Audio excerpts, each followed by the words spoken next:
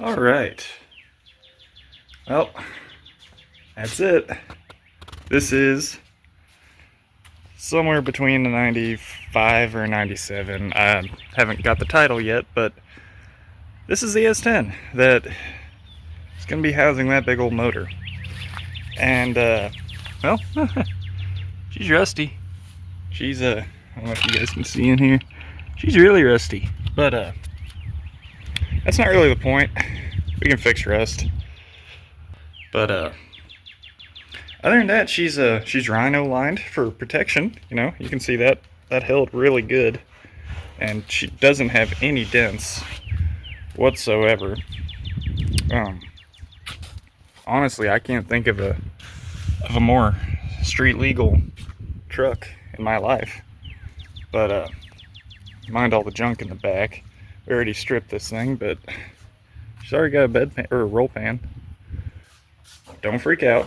Most of that stuff is just sitting on top. Like the coils, the intake, everything's loose. The water pump's the only thing that we actually bolted on. As you can see, we got our oil pan that we did in the end of the last video, and we have a filter on there. This thing is full of oil and she is primed up. Got the valves retorqued after we primed it. Theoretically, mechanically, she's good to go. Start prepping the engine bay and prepping the engine for its final install. As you can see, we got some accessory brackets. These, I don't know if they actually have their name on there, but these are from, I believe, Bivensy? Yeah, I'll post a link from it. They're cheap Amazon brands, but this is your AC compressor, and then here goes your power steering pump and your high mount alternator. Alright, once it's all said and done, it should look something roughly like that.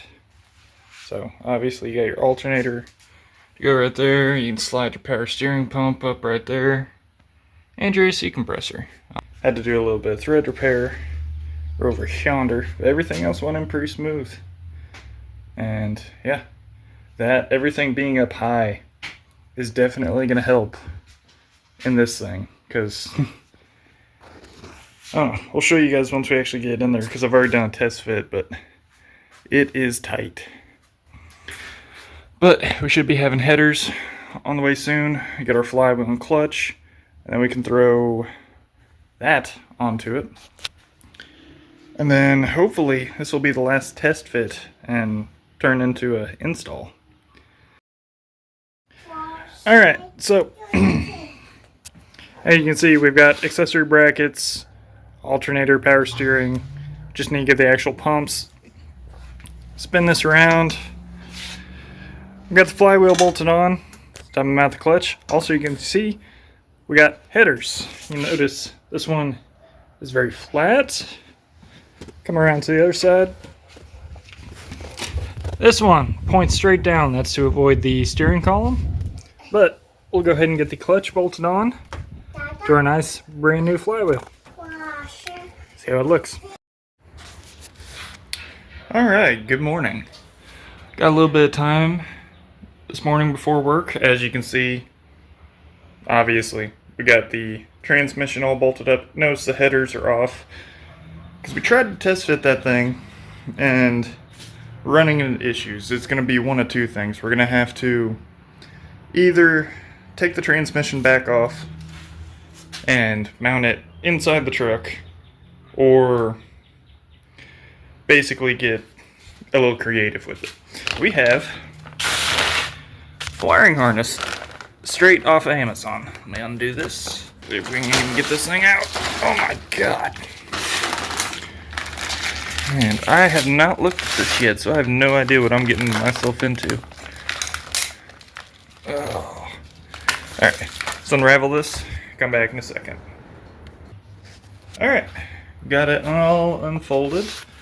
Obviously, we've got our ECM connections, fuse block, power wire. That one's our OBD port. And I'm assuming this is going to be miscellaneous stuff like fuel pump or fuel pump, fans. I don't know, haven't read the paper yet, but got a nice little grommet to go through our firewall. Looks like either fuse 1, fuse 2. Looks like either starter or alternator. I'm assuming since it's fused, it's starter. Got our injector plugs, coil plugs, and just a whole bunch of plugs I don't even know what, because I don't have a whole lot of sensors on the engine. So this will definitely be interesting. I'm gonna do some reading, see what we gotta do. Well, good morning. So I know in the last video, guys, you kind of saw it for a little bit, but this is what we're working with. And you know, pretty good old truck. As you can see, we already took the bed off.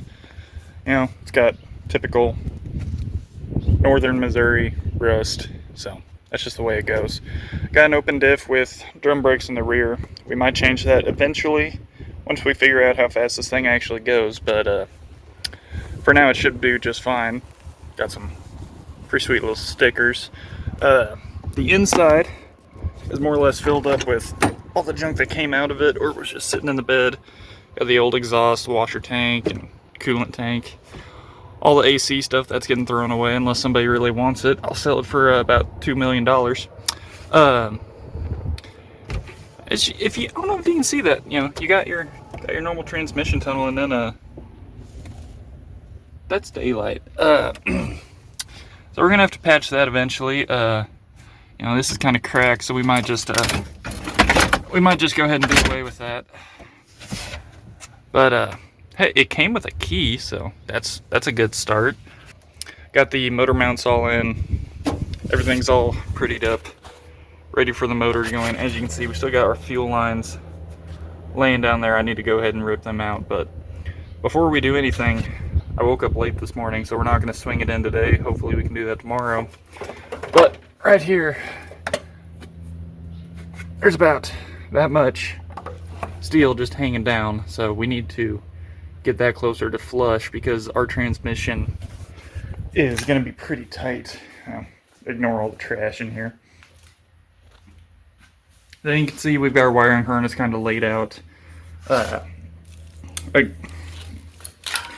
It's the cheapest manual transmission harness I could find, but apparently since the ECM doesn't read oil pressure, the Chinese just kind of thought that we don't need, you know, an oil pressure sensor. So I need to find whatever wire in this long harness has 5 volts and ground, wire that in, and then send the signal down to my gauge cluster inputs.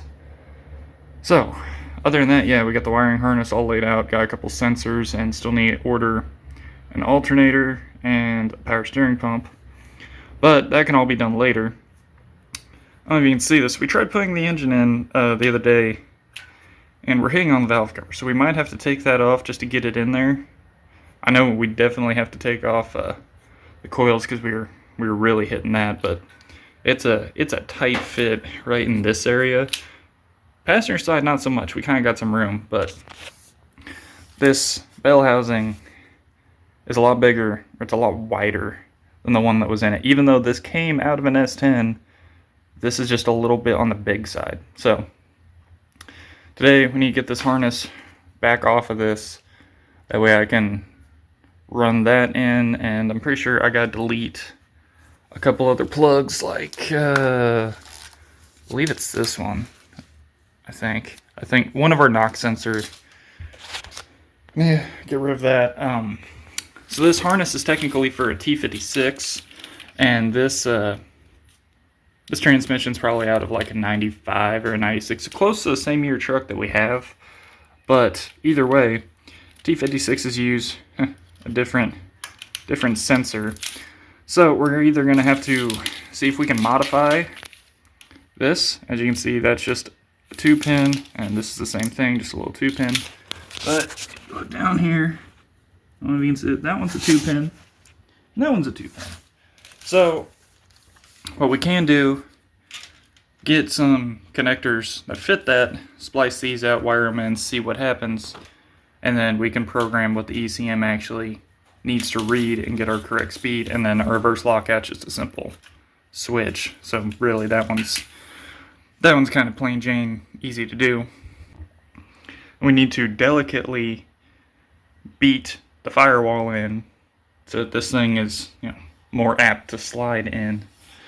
And then, and only then, can this thing actually sit in there. We've already taken the starter off because it's just running into the motor mounts. There's going to probably be a little bit more that's going to have to come off. We might even have to take the motor mount brackets off just to get this thing in there, because there's the flywheel, or not, why do I keep saying flywheel? The firewall stops like right here. And it wouldn't be so bad on this side if the firewall didn't curve in and then your brake booster is sitting right here. I know a lot of people have had issues with the brake boosters on these. That one on the truck is pretty small, so I don't think we're going to have too much of an issue. And I've already fit it in there with heads, just no valve covers. It was fine. I can't imagine that these thin little valve covers are going to cause any issues, but... And then once we get our power steering pump, our idler pulley, once we get our power steering pump, our idler pulley, and our alternator, we can take some rope, run this around how we want it to, and we can run down to O'Reilly's or CarQuest, whatever we need to do, and get a belt. What else? Still need to get a tuner coming in. That probably won't be for a little while, but we do have an ECM. Some dude sold it to me for like 40 bucks. Got a pressure regulating fuel filter. So we're going to have to figure out how to get rid of our return line. So I don't know if we can just cap this or what we're going to have to do. But that way we only need fuel in. It's already going to be regulated. Yeah, you can see. So you got fuel in, fuel return, and then fuel to the rail. And this is all Evil Energy, even the fuel line. We got some nice AN fuel line. I think it's 6. And then just a buttload of fittings. So haven't made fuel lines before, so we're going to try and get that done. But got a gauge cluster, and again, oil pressure. We should just be able to send the signal wire. Pretty sure temperature, it's the same way. Alternator, that should be the same way. RPM, speed. We just have to get that connector, which nobody sells except for people on eBay for like $50, and they can go get bent because I'm not paying that for a connector. Alright, as you can see, we got a nice little lifting bracket. Side note, you're probably supposed to take that top cover off. Probably should have, but well, it's holding right now. So I wanted to move it back here, but my oil pressure sensor and cam sensor was in the way, and that oil pressure sensor is a pain in the butt to get out. So we're just gonna roll with it like this. Plus, we need that angle to fit into that little thing. So yeah, basically, you rip that front clip off and then swing this thing in. Let's get to it.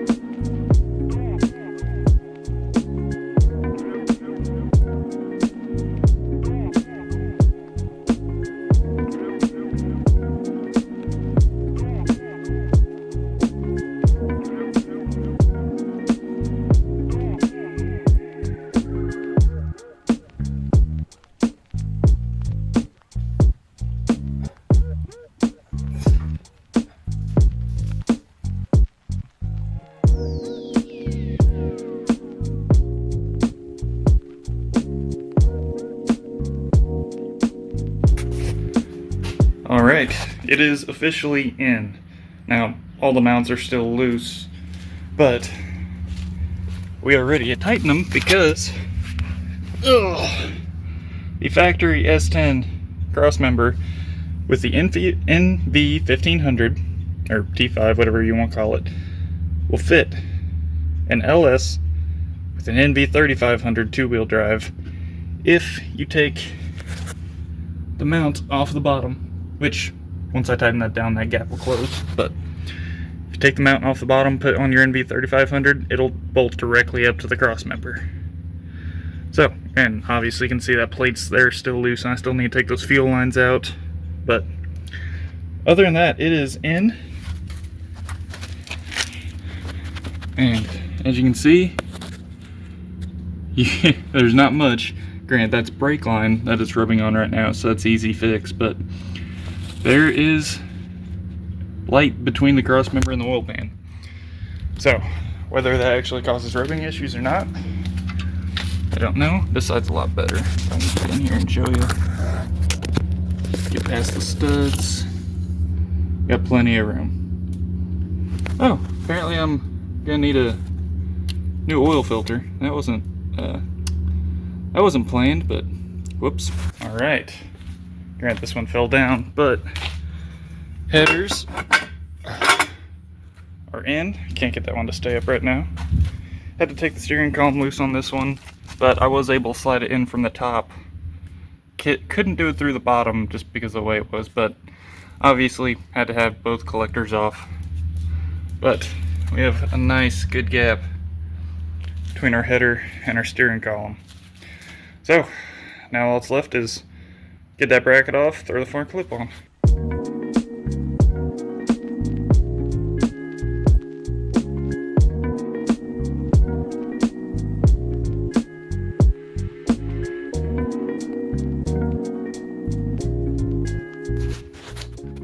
And just like that, we have an LS, more or less crammed in the little engine bay of an S10. Again, still need to put the gasket on that and bolt those all up.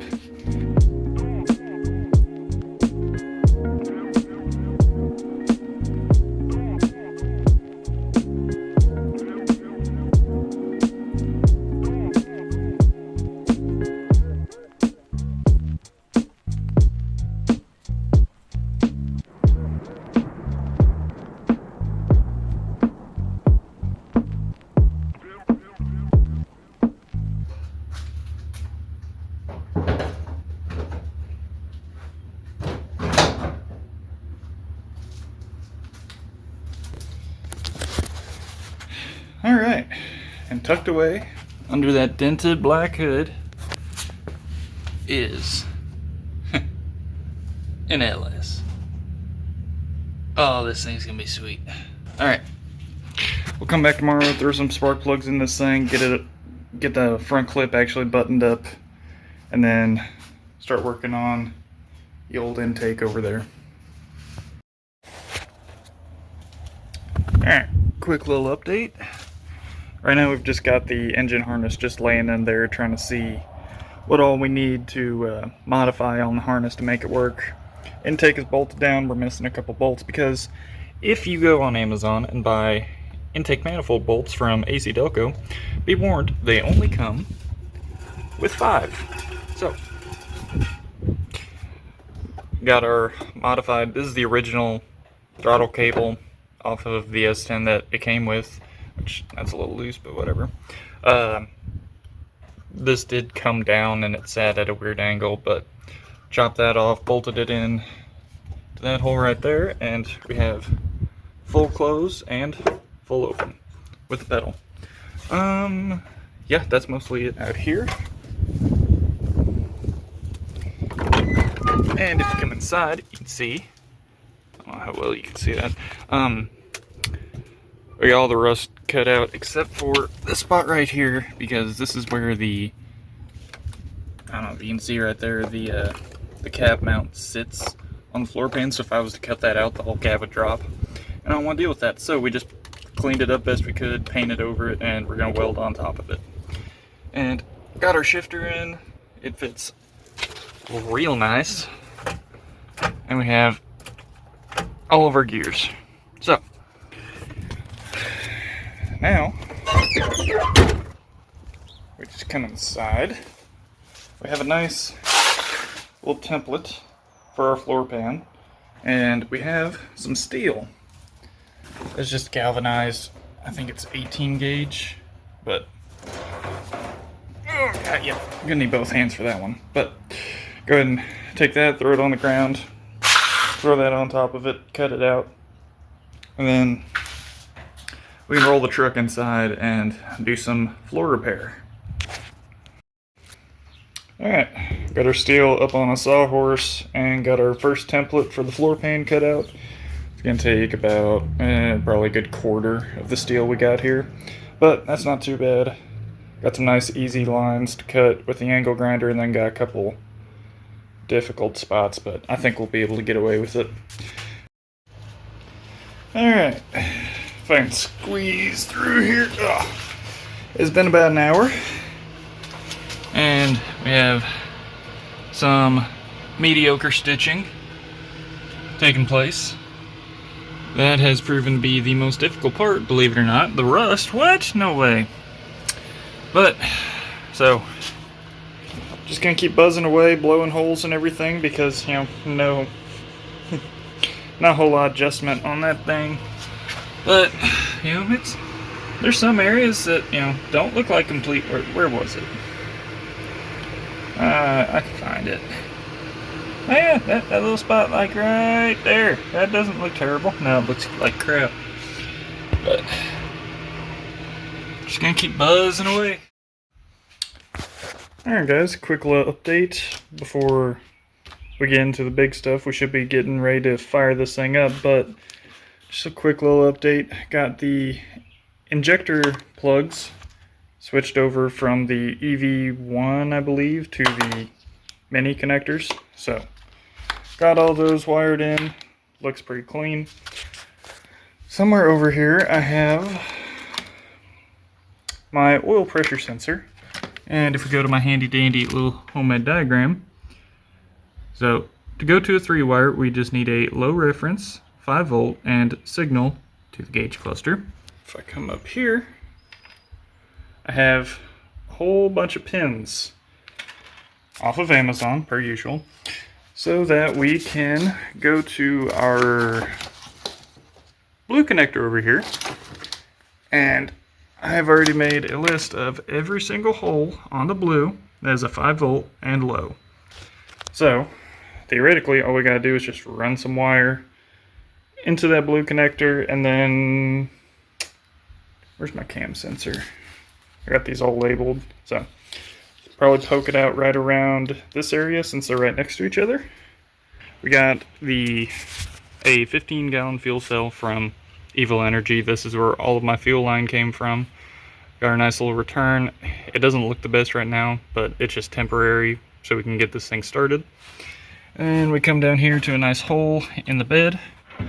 Got our little drain, and then our main feed. That's a 10 AN, which goes down to a pre-filter to Evil Energy pump, and then gets necked down to 6 AN to our Corvette filter. And then we can come up here and you can see, maybe, it just comes right up there behind the firewall, and then we've got our return on the rail blocked off.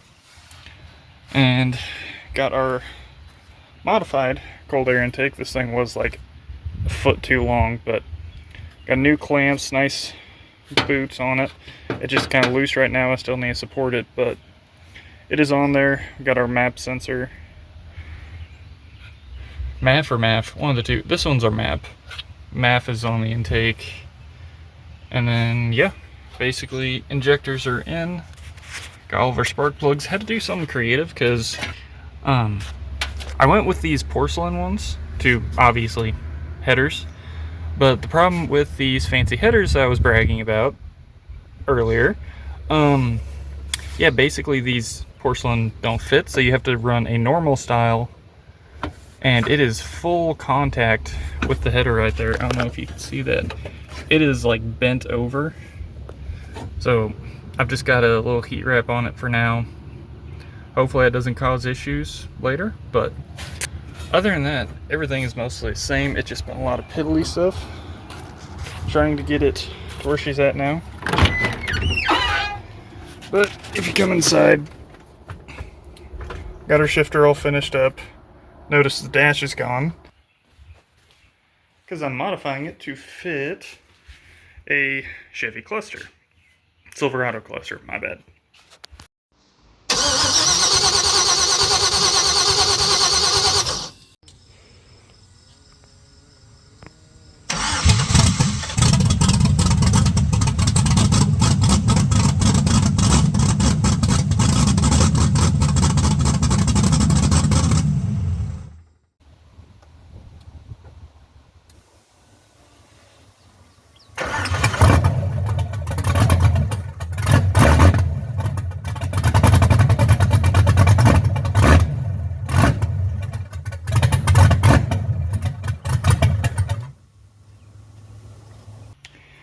Alright, got the radiator in permanently.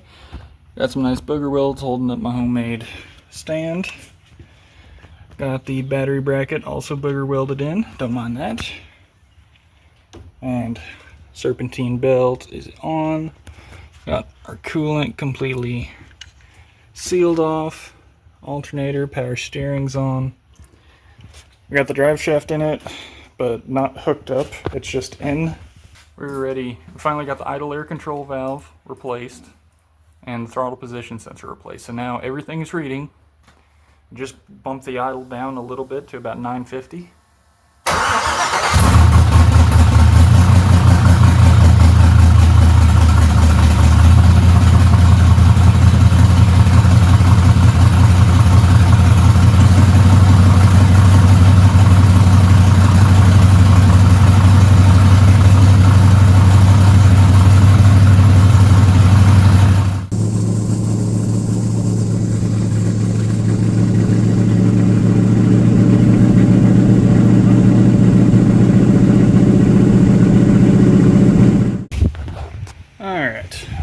Couple last things before we finally actually let this thing run and do its break-in.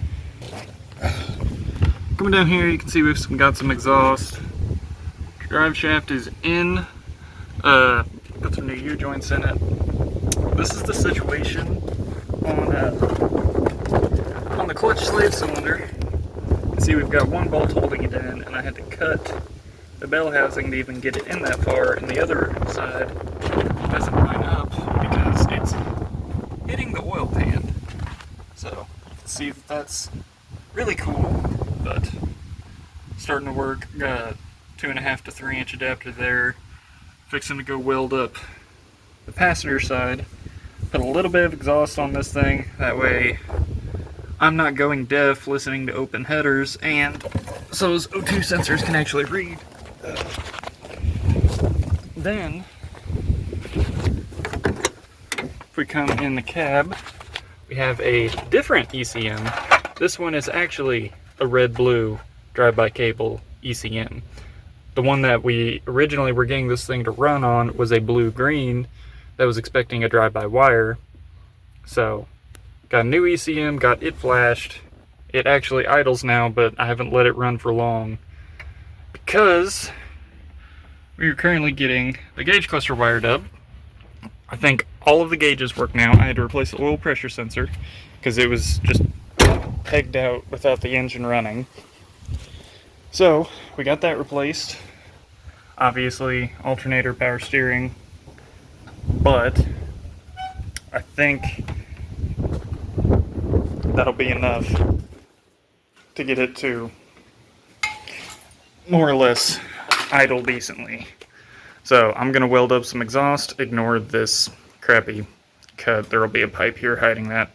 So we're gonna lay some beads down on this pipe, throw it in, get the passenger or driver's side mocked up, get it welded together, and then basically finally let this thing break in.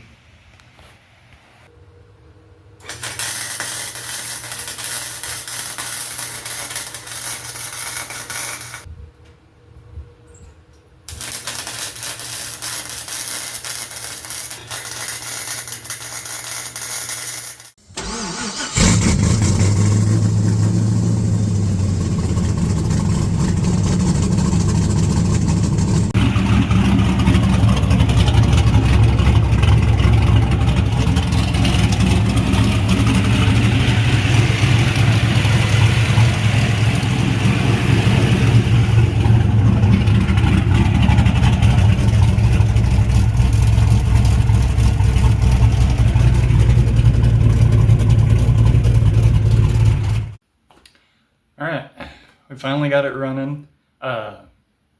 If you're curious, the reason it was running really bad is whenever I went to go flash everything, I accidentally commanded twice as much airflow as I needed. So one day the day I put exhaust on, I was looking into all of the readings and it was commanding like twice as much as what it was actually capable of doing. So I cut the airflow in half, started it up, and that's the clip you saw at the beginning and at the end. It runs just fine. So that being said, stick around. Pretty soon we'll have another video coming out getting this thing street legal, getting it drivable, and then the video after that will start prettying this thing up before it gets too cold that we can't paint. So stick around. Thank you all for watching, and see you in the next one.